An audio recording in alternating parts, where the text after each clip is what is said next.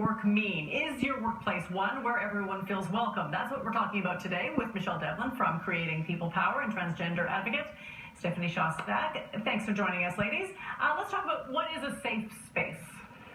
Well, I think when we're talking about safe spaces at work, we're talking about a place where people feel welcome. You feel comfortable and you can just be yourself, regardless of who you are or might be. And do you just go around asking your employees, do you feel safe? And are you expecting good remarks? How do you know your workplace is not a safe space?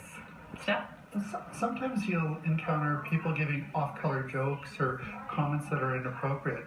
And in times like that, a lot of people are leery to approach somebody or confront them on it, because they don't feel safe in their work environment. It's almost the same as if you were on the LRT and you saw someone being bullied, and people don't want to confront that. So there's that fear in the workplace.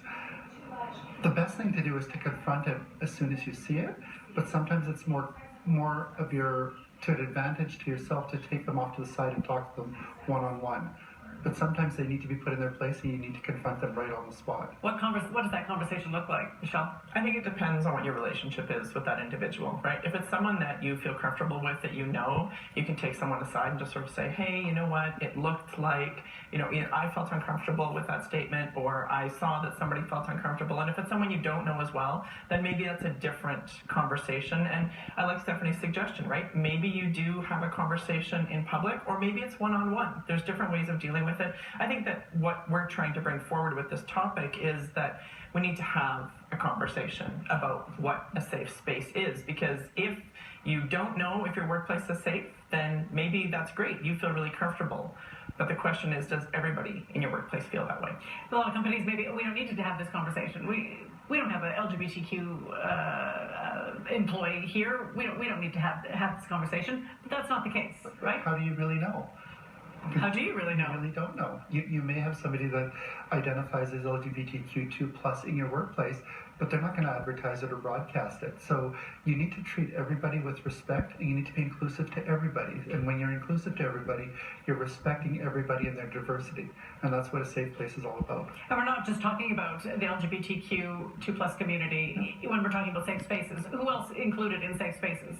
Part of the reason that we're having this conversation is it's an extension of the workplace respect work that we do. So regardless, it might be if you're feeling bullied or if you're part of an LGBTQ community, or what if, let's relate it to a mental health conversation, right? And in the past, we're doing a really good job now of raising awareness and reducing stigma, but I think that there's more work that can be done and more conversation to be had on that topic. A lot of jokes, maybe some off-color jokes that probably shouldn't be said, and that just sort of adds to a toxic work environment for many people, right? I think that most often a comment or an issue at work will come up because of a joke or because of a statement someone has made, and they probably don't even intentionally want to offend somebody, but they've made a statement that they either realize or someone has brought to their attention might be offensive. Okay, you're holding a breakfast on this for companies that want to be aware and make sure that their workplace is safe for all of their employees. We are. So Stephanie is actually one of our panelists, along with two other professionals